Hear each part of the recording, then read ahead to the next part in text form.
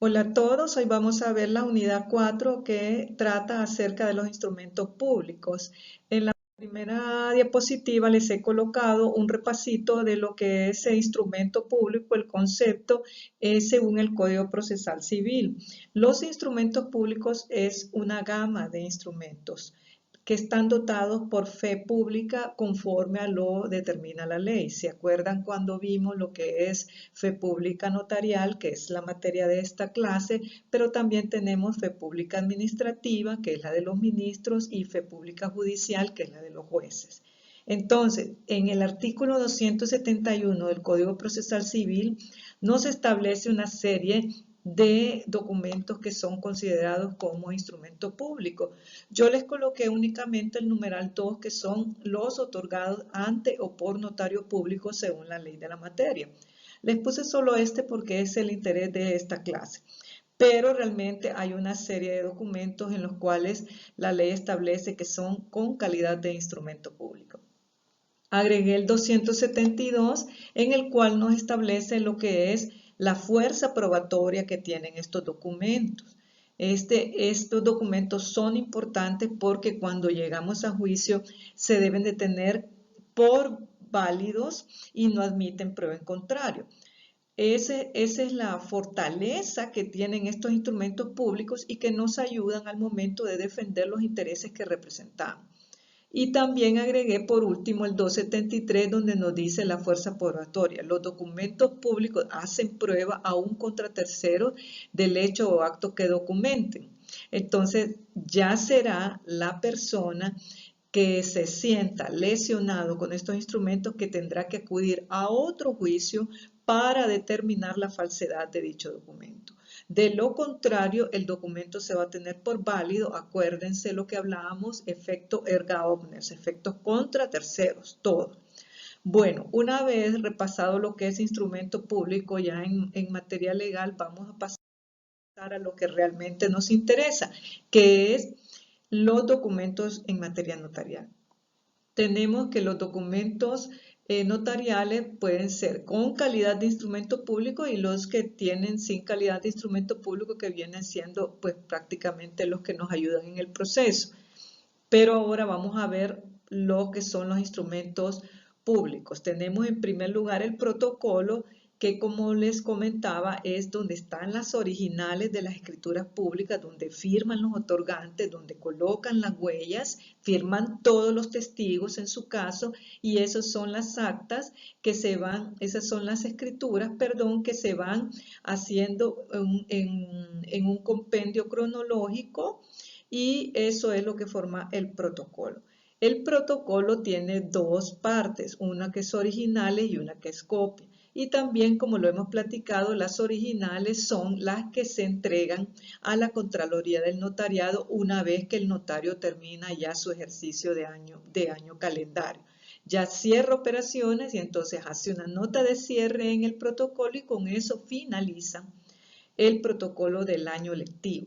De allí se entregarán a la Contraloría y el notario se va a quedar con unas copias. Recuerden que esta clase de derecho notarial tiene que haber un cambio de chip en el cerebro porque nosotros estamos acostumbrados a escuchar en sentido común copia, fotocopia, pero acá la copia cobra un valor especial, es un valor de instrumento público. Entonces, las copias que se quede el notario en su bufete, una vez entregado el protocolo a la Contraloría, es instrumento público. Las no protocolizadas, como su nombre bien lo dice, estas escrituras y actas se encuentran dentro del protocolo y estos instrumentos que están aquí pues se encuentran fuera del protocolo. Sin embargo, siempre siguen siendo instrumentos públicos. Y aquí podemos encontrar lo que son los expedientes no contenciosos, que van a ser el tema del segundo parcial. Tenemos las actas extraprotocolarias, que también la vamos a ver en una siguiente unidad, lo que son las actas. Porque si se fijan en este cuadro, tenemos actas dentro del protocolo y tenemos actas fuera del protocolo. Estas actas no es necesario que se protocolicen, entonces, ¿cómo lo van a ver en la unidad correspondiente a las actas? Van fuera del protocolo, en ellas firman todos los comparecientes y el requirente pues se lleva su copia. Y luego tenemos lo que son testimonios.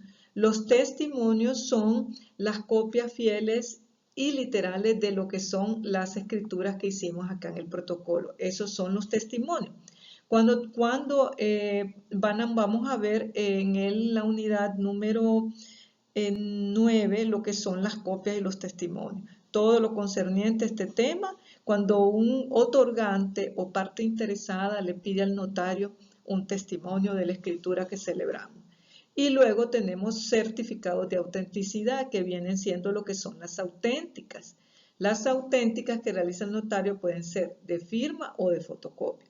Entonces, el notario se extiende lo que es la auténtica, se la entrega al cliente y para él queda una copia que va a archivar en su bufete.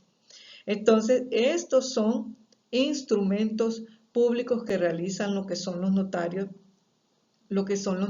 en materia de esta clase. Luego vamos a ver ya los conceptos, que estos son los conceptos ya de instrumentos públicos. Son instrumentos públicos las escrituras públicas, las actas y en general todo documento de diligencia de asunto no contencioso en que intervenga o autorice el notario, bien sea original o copia. Acá vamos a hacer la aclaración que asuntos no contenciosos, bueno, solo para que lo podamos entender y no nos quedemos así como con la incógnita, son, por ejemplo, el matrimonio. Cuando un notario casa a dos personas, entonces va a formar un expediente, porque no es solamente llegar el día y la hora pactados para celebrar lo que es el matrimonio junto con los testigos, sino que es preparar un expediente previo para poder ver la capacidad de las personas que se están casando, la soltería, entonces pide una serie de documentos y los archiva en un expediente. También pide testigos que vayan a asegurar que estas personas tienen capacidad para casarse y que no se han casado anteriormente. También para este extremo se pide lo que es el certificado de soltería que extiende el Registro Nacional de las Personas. Entonces, esta serie de documentos van a estar contenidos en un expediente. Al finalizar, el notario se va a presentar al lugar el día pactado y va a leer en la escritura en la cual están todas las partes que conciernen lo que es el matrimonio. Los otorgantes firmarán y entonces quedará una copia de este expediente en la notaría del abogado. Por eso dice, todo documento o diligencia en asuntos no contenciosos va a ser considerado como un instrumento público. Ahora, el siguiente párrafo de este artículo del Código del Notariado nos explica que el contenido de las escrituras son declaraciones de la voluntad de las personas que comparecen, los actos jurídicos que implican una prestación de consentimiento y los contratos de toda clase. Y el contenido de estas actas notariales, debe referirse exclusivamente a hechos. Entonces, si se fijan en estos dos conceptos, tenemos lo que es en las escrituras, en la primera parte, tenemos que son actos jurídicos que implican contratos de toda clase y lo que son las actas notariales que implican lo que son hechos. Entonces, aquí vemos cómo está reflejado los conceptos que hemos visto en lo que son antecedentes del derecho notarial. Ahora miremos contenido y nulidad. Esta clase es aprender la base del principio de solemnidad en donde nos dice que se deben de cumplir los requisitos para que nuestros instrumentos sean eficaces jurídicamente. Quiere decir que sean válidos en un juicio ante terceros y que no puedan tener impugnación por parte de terceros que se sientan afectados. Entonces dice, los instrumentos públicos deben ser redactados en idioma español. Y debe de tener un lenguaje, un estilo claro, puro, preciso, sin frases o términos oscuros ni ambiguos, observando la verdad en el concepto, propiedad en el lenguaje y la severidad en la forma. Por eso es que es tan estricta materia de derecho notarial al momento de hacer los escritos. Por eso es que somos tan estrictos en ver la redacción. Aquí es donde se nos prueba a nosotros como abogados para poder ser eficientes con nuestras escrituras. Y realmente es un concepto de este artículo del Código del Notariado que debe de ser aplicado a toda nuestra carrera profesional. Debemos de ser claros, concretos y evitar ambigüedades porque nos podemos meter en problemas. Las enmiendas. Claro que se pueden corregir los instrumentos, no somos perfectos, entonces sí puede haber una omisión o una corrección. Entonces la ley acepta que se hagan enmiendas entrelineados, tachados en lo que es un instrumento público siempre y cuando se salven al final del instrumento. O sea que el notario, si se equivoca en un apellido, por ejemplo, o en un número de la tarjeta de identidad, puede corregirlo, entrelinear el correcto y al final va a ponerlo entrelineado vale. Entonces con eso ya él salva esta enmienda que ha realizado. Cuando tenga que usarse cifras, signos o números o expresiones de fechas o cantidades, deberá de indicarse con palabras lo expresado en números o signos. Aquí voy a tener que pedirles bastante concentración y un cambio en el chip. Les he pedido 2 cambios de mentalidad con relación a las fotocopias o copias que en materia de derecho notarial adquieren un significado diferente y ahorita les voy a pedir el segundo. Cuando nosotros hacemos una escritura, nosotros ponemos todo en letras y entre paréntesis ponemos los números. ¿Por qué? Porque el código del notariado así nos lo exige según esta diapositiva que les estoy poniendo. Tienen que poner una fecha, por ejemplo, 1 de febrero. Entonces nosotros estamos acostumbrados a poner 01 de febrero de 2021. Esto es en materia notarial incorrecto. Ustedes deben de poner 1, UNO, 1 y entre paréntesis un 1 de febrero de 2021, todo en letras y entre paréntesis 2021 y cerrar paréntesis. Entonces, esto les cuesta mucho porque, claro, están esto es primera vez que se les está exigiendo y entonces ustedes actúan con el piloto automático. Van a ponerle los números y yo se los voy a poner incorrecto. Porque ya la ley establece que todo número debe de ser expresado en letras. Ahora, también nos dice cantidades y unidades de medidas. Entonces, vamos a hacer otra anotación aquí. La primera es la fecha.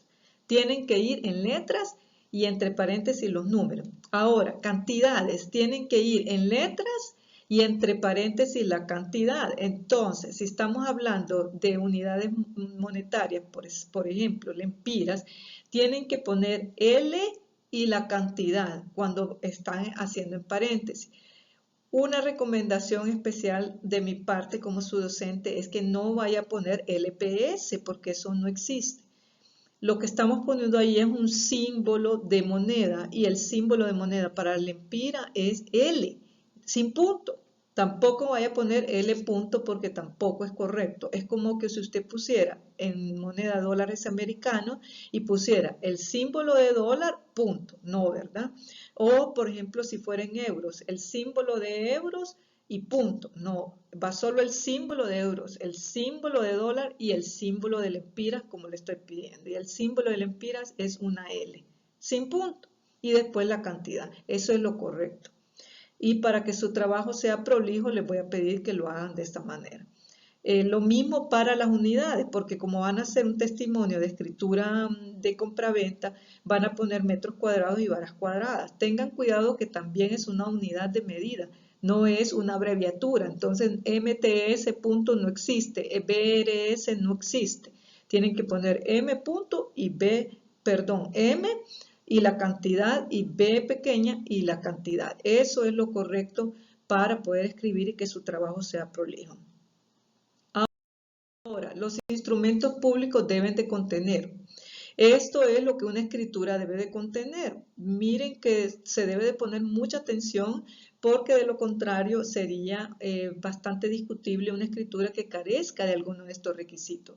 Por ejemplo, el número 1 es el número de orden, que ya saben ustedes que es el correlativo que llevan las escrituras contenidas en un protocolo escrito en letras y números, así como lugar, día, mes, año y la hora en su caso, que hay unas escrituras que son como las actas y los testamentos que tiene que ir la hora si no son declaradas nulas. El nombre y apellido de lo que es el notario, que este es el encabezamiento donde va toda esta descripción de lo que es el notario con su número de exequatur. Igual, todo escrito en letras y números. Nombre del apellido de los otorgantes. Aquí vienen los otorgantes que llegaron a celebrar esta escritura y acá establecemos sus generales y también establecemos su capacidad para poder realizar estos actos. Luego tenemos lo que es la afirmación que por su dicho de los otorgantes se encuentra en el ejercicio de sus derechos civiles.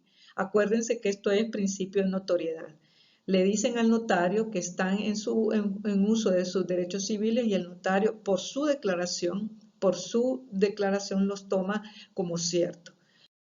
Luego tenemos la razón de haber tenido a la vista los instrumentos públicos que acrediten poder o representación de los comparecientes. En el caso de que ellos no, hay dos maneras de comparecer, por sí o en representación de. Entonces, cuando es en representación de, tenemos que ver si es un padre, necesitamos partida de nacimiento donde le da el poder por patria potestad. Y si es un gerente de una empresa, necesitamos ver el poder con facultades suficientes para poder realizar este acto y debidamente registrado en caso de los poderes de riguroso dominio, que tiene que tener facultades de riguroso dominio, tiene que estar inscrito. Los demás poderes no tienen que estar, de administración general no tienen que estar inscritos, ¿verdad? En personas naturales. Los de empresas ya saben que sí van a inscribirse al registro mercantil. La intervención de un intérprete en caso de que conozca el idioma español, la relación del contrato con todas sus particularidades. Esto es como la descripción de lo que vamos a ver. Este es el principio de instrumentalización, el principio de escritura, el principio de legalidad, donde el notario toma las voluntades y las organiza en un marco legal. La mención de haber tenido la autorización respectiva para la celebración en caso que fuera requerida. Enterar a los otorgantes del derecho que la ley les concede de leer por sí el instrumento. Aquí tenemos el consentimiento de los otorgantes para poder firmar esta escritura y que sea válida. Es como una manifestación del consentimiento de los otorgantes. Y luego tenemos las advertencias. Hay una serie de advertencias en los instrumentos públicos y acá lo que nos dice es la advertencia de proceder al registro de esta escritura, en caso que lo requiera. Luego tenemos la fe, el conocimiento o indicación de los documentos que se haya apoyado el notario para la identificación. En Honduras tenemos dos, es la identidad y el registro tributario nacional. La firma y huella del dedo índice de la mano derecha y en su defecto el de la izquierda. Eso es, y además de esto será acompañado por la firma y el sello del notario. El notario debe dar fe de las circunstancias que imposibiliten en caso de que no puedan poner la firma o no puedan poner la huella. Y se hará valer de los testigos y lo pondrá en el acta. Lo pondrá en la escritura que se está celebrando. Son nulos los instrumentos. Ahora vamos a ver qué cosas son las que hacen nulos nuestros instrumentos públicos.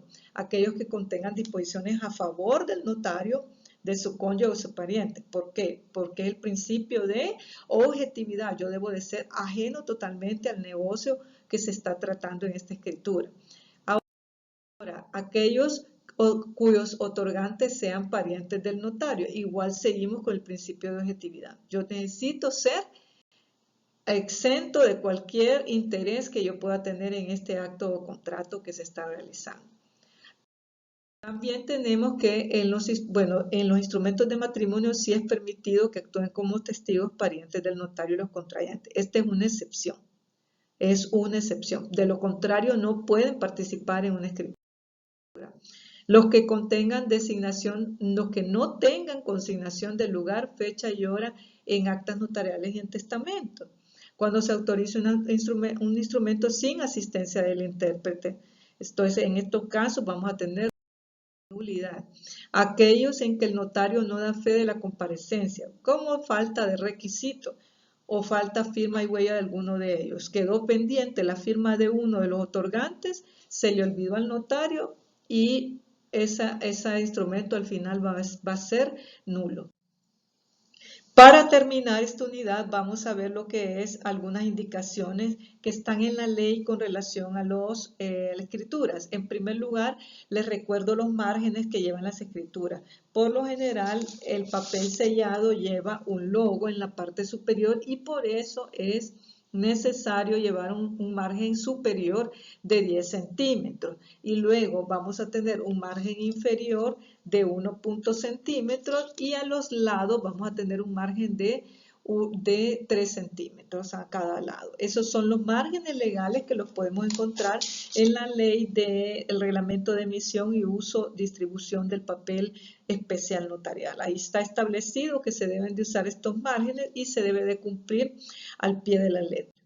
Luego tenemos el tipo de letra. Ya también el Código del Notario en su reglamento nos dice que se debe de utilizar Times New Roman en letra negra, ¿verdad? En letra negra, y este es el tipo de letra. A veces se les ha olvidado y me han puesto otro tipo de letra en lo que son los instrumentos. Hasta eso está equivocado. Tiene que ser este tipo de letra que también es la letra de las normas APA. Entonces estamos en la misma sintonía con lo académico y lo legal. Luego tenemos que también el papel de los testimonios. En esto voy a retroceder porque en el anterior estaba lo que es para lo que son testimonios y aquí estamos hablando para lo que es escritura matriz. Por eso acá puse color verde y en el anterior estaban testimonios y actas que son color anaranjado. Y por último, los sellos. Según el artículo 12 del Código del Notariado, el notario utiliza dos sellos en su función. Un sello húmedo que es en tinta azul y un sello seco que es una prensa que queda en relieve en el papel. Entonces, va a utilizar el sello húmedo en el protocolo de escrituras matrices, expedientes de asuntos no contenciosos y se va a estampar en tinta azul. Y en los testimonios, copias, actas no protocolarias, certificaciones, resoluciones y el certificado de autenticidad va a utilizar el sello seco. Esto es según la ley y es lo que dice el artículo 12 del reglamento del notariado. Con esta diapositiva pues damos por terminada esta unidad bastante larga. Me quise extender un poquito de lo acordado por lo que es la explicación de los instrumentos públicos al inicio, que me pareció importante. Y por último, pues solo recordarles lo que son dos cosas. El tipo de papel, para que no haya duda de aquí en adelante. Escrituras matrices, el papel verde. En testimonios o copias vamos a utilizar el papel anaranjado. Actas notariales, vamos a utilizar lo que es el papel anaranjado. Y por último, las auténticas que ya traen su propio papel, que se llama certificado de autenticidad. Para terminar, este punto que quiero que no lo vayan a olvidar. Por favor, en todas las escrituras debe solicitarse la identificación de los otorgantes y son la identidad y el registro tributario nacional. Entonces, pueden encontrar un borrador de escritura que utilicen para sus trabajos que sea muy antiguo, entonces no va a tener el RTN, es incorrecto. Ahora se exige lo que es el registro tributario nacional. Entonces en todas las escrituras yo pongo que tuve a la vista los documentos personales de los otorgantes que en su orden son los siguientes: identidad, número, y entonces ya le pongo el número en cómo, en letras. Y pongo clave de registro tributario nacional, en letras el número. Ahora, y entre paréntesis ya pongo los números. Entonces con esto terminamos. Les voy a pedir que vuelvan a leer esta presentación y que hagan la actividad. Muchas gracias y nos vemos en la unidad número 5.